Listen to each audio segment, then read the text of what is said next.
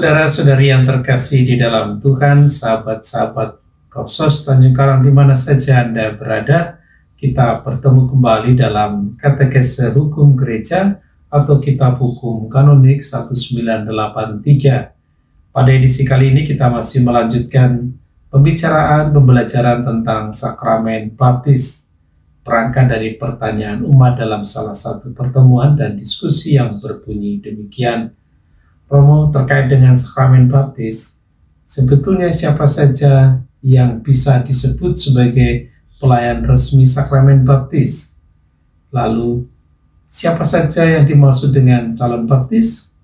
Dan apa syarat-syarat yang bisa dikenakan kepada seseorang sehingga orang tersebut atau mereka bisa dipilih sebagai Bapak Ibu Baptis atau Wali Baptis? Menjawab pertanyaan ini, saya mengajak saudara-saudari untuk melihat bagaimana Kitab Hukum Kanonik 1983 berbicara tentang itu.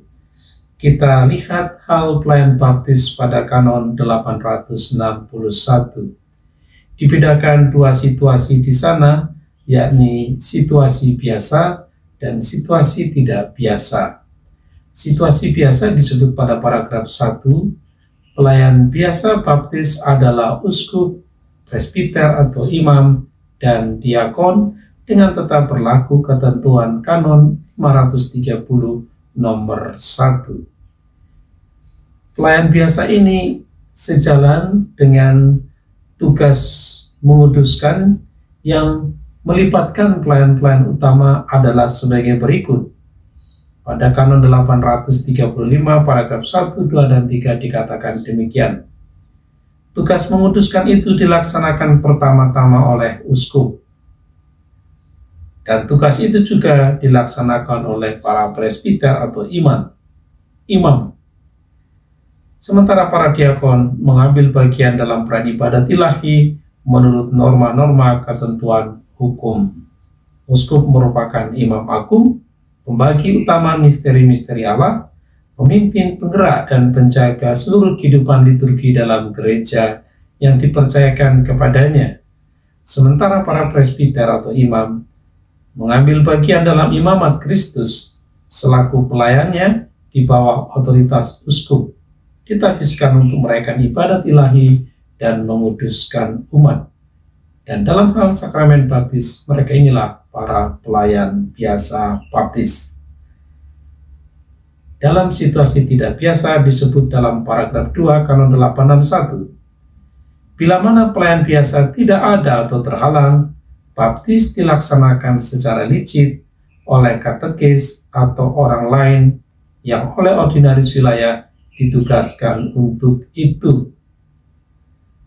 Tidak menyangkut validitas, karena keabsahan atau validitas sakramen baptis sekali lagi hanya terkait dengan forma dan materia yang dipergunakan, rumusan kata-kata, dan air murni, air natural, air alami yang dipergunakan dalam pembaptisan.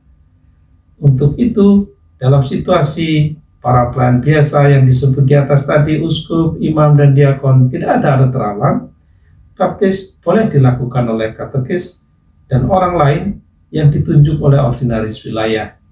Siapa dalam hal ini ordinaris wilayah? Yakni vikaris jenderal atau vikaris episkopal, dan tentu saja uskup diosesan itu sendiri atau orang-orang lain yang menggantikannya.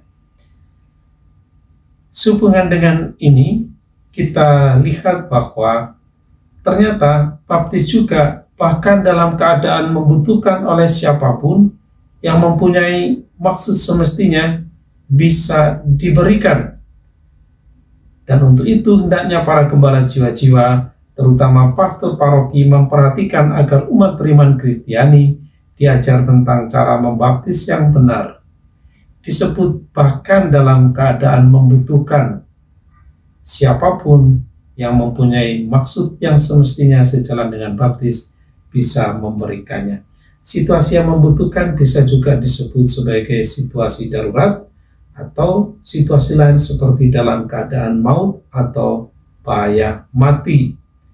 Dalam situasi-situasi seperti itu, siapa saja pun kanon menyebut. Itu artinya bisa dia katekis, orang lain, orang baptis Katolik, umat beriman Kristiani pada umumnya, awam dalam hal ini, bisa juga tidak baptis Katolik, atau bahkan tidak baptis sama sekali, sejauh intensinya adalah bermaksud baik demikian, dan menggunakan rumus, forma, dan materia yang memang disyaratkan untuk sahnya pembaptisan kata-kata dan air natural atau air murni atau air sumur.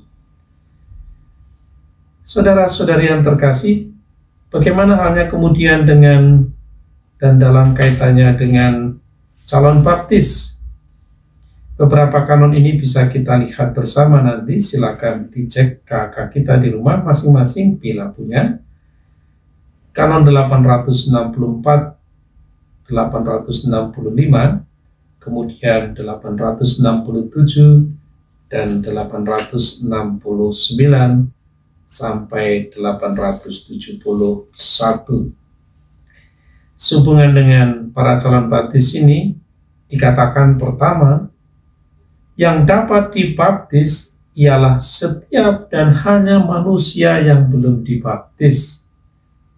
Jadi, Bapak Ibu, secinta-cintanya kita kepada hewan atau binatang peliharaan kita, kita tidak bisa membawanya kepada romo di paroki untuk minta dibaptis.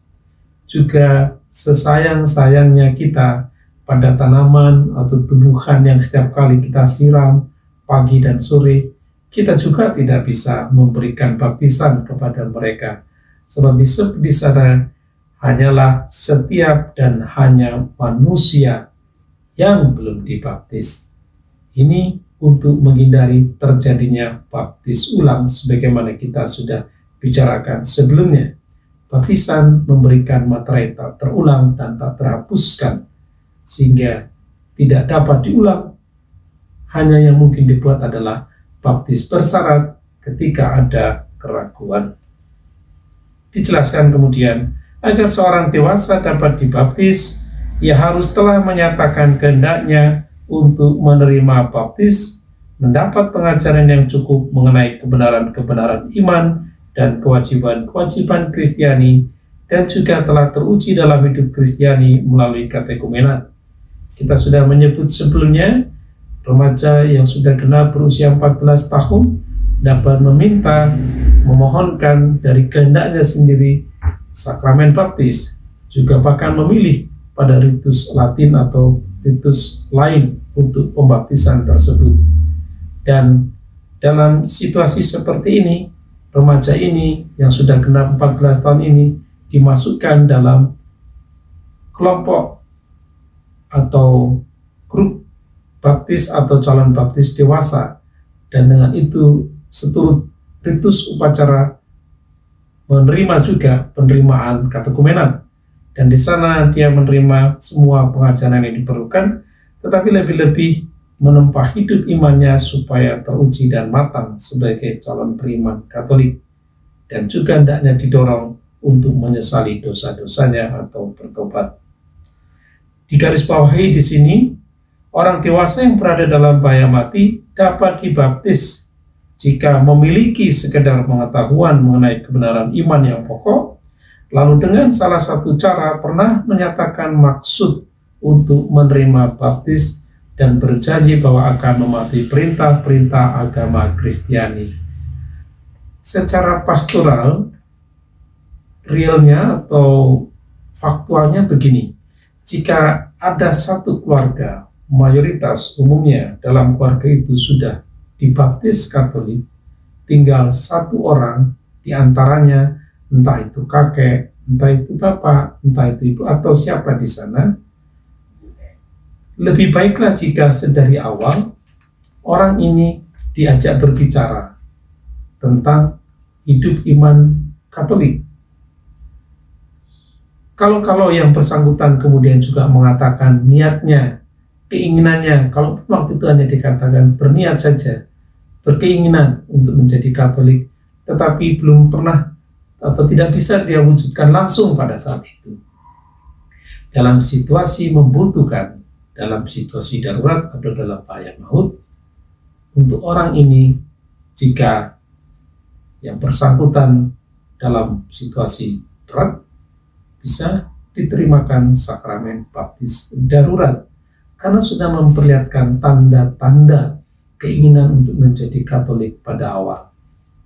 Ini penting untuk kita untuk menghindari bahwa keluarga atau ada orang yang ujuk-ujuk datang kepada Romo minta salah satu anggota keluarga dibaptis, sementara yang bersangkutan sudah tidak bisa berbicara apa-apa lagi, atau barang mengangguk atau apapun ketika ditanya apakah Anda mau dibaptis.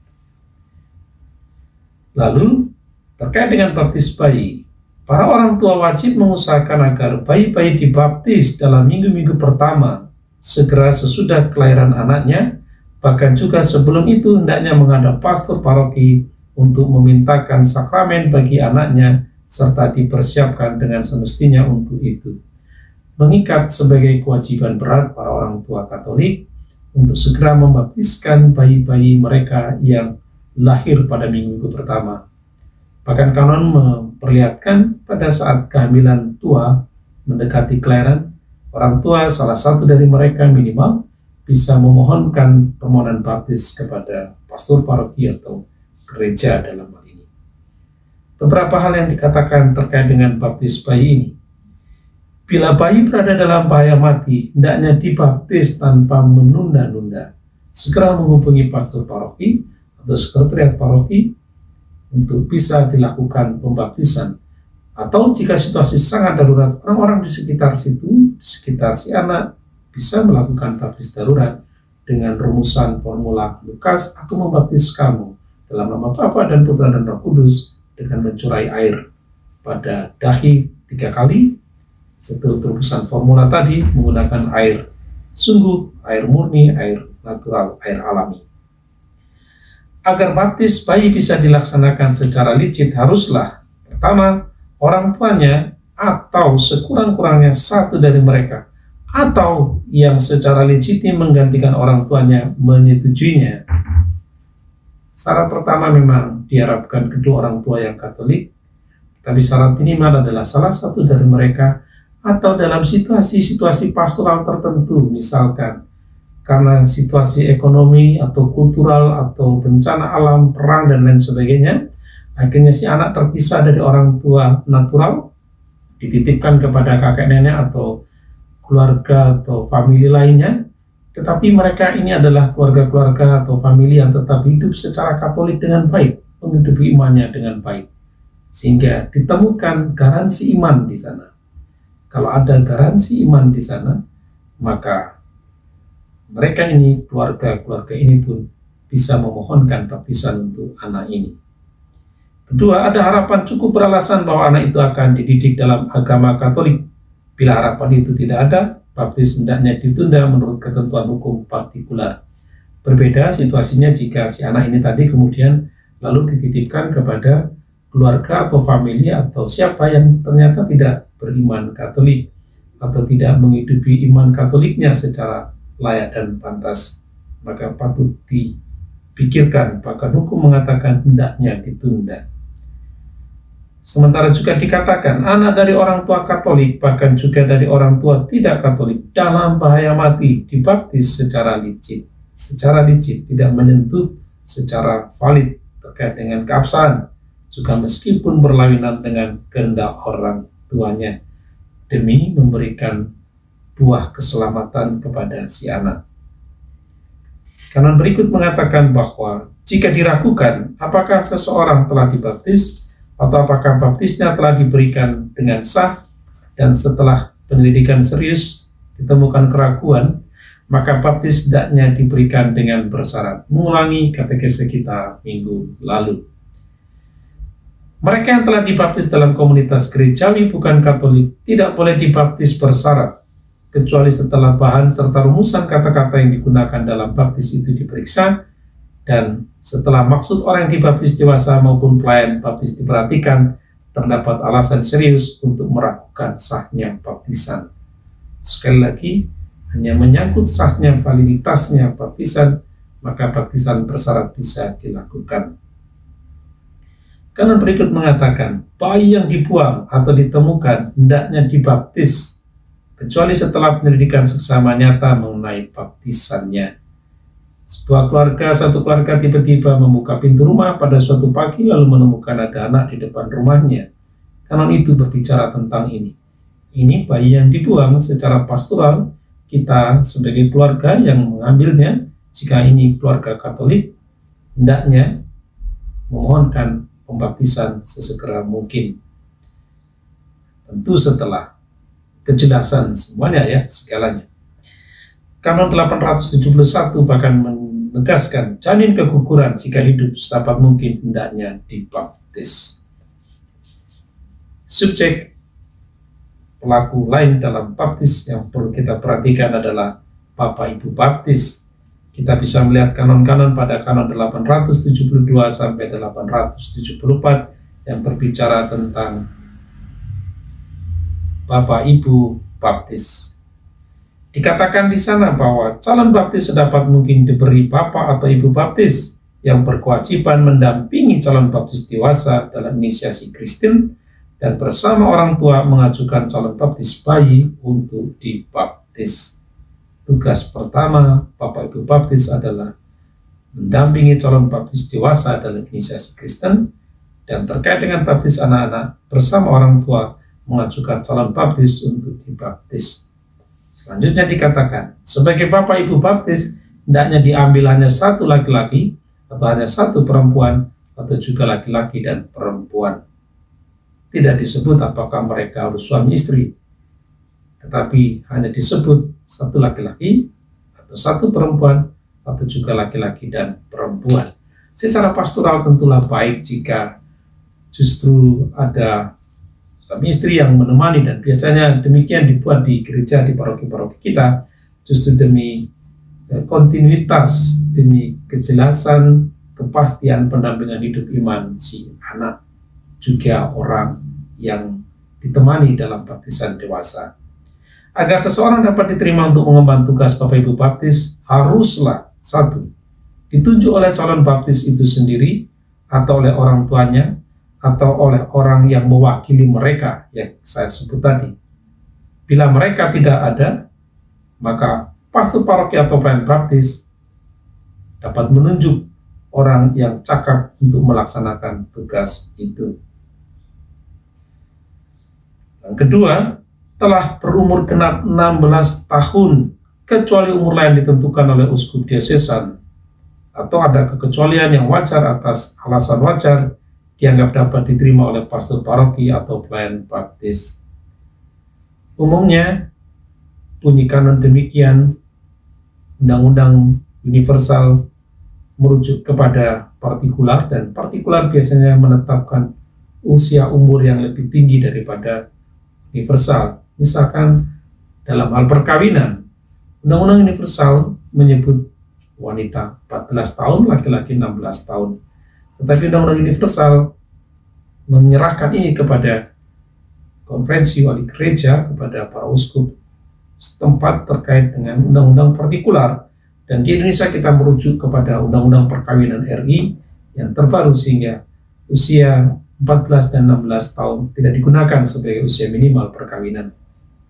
Bisa saja di Indonesia, bahkan di keuskupan kita memilih usia yang lebih tinggi dari 16 tahun itu sebagai Bapak Ibu baptis untuk yang bersangkutan. Yang ketiga, seorang Katolik yang telah menerima penguatan dan sakramen Ekaristi Maha Kudus dan hidup sesuai dengan iman dan tugas yang diterimanya. Yang bersangkutan sudah menerima inisiasi penuh dan hidupnya sejalan dengan itu. Keempat, tidak terkena suatu hukuman kanonik yang dijatuhkan atau dinyatakan secara legitim, baik karena tindakan kejahatan kriminal pembunuhan, atau ada persoalan dalam kesahan perkawinan, maka yang seperti ini ditolak dahulu untuk menjadi Bapak Ibu baptis. Bukan ayah atau ibu dari calon baptis. Seorang yang telah dibaptis dalam suatu komunitas gereja yang bukan Katolik hanya dapat diizinkan menjadi saksi baptis bersama dengan seorang Bapak Ibu baptis Katolik. Lihat saudara-saudari, ada orang yang dibaptis tidak Katolik, dia bisa berperan hanya sebagai saksi baptis, tetapi bersama Bapak atau Ibu Katolik atau baptis Katolik. Tidak bisa berperan sebagai Bapak Ibu wali baptis. Demikian katekese kita hari ini. Kita akan melanjutkan pada katekese berikutnya. Sampai berjumpa kembali. Salam dan Tuhan memberkati saudara sekalian. Terima kasih.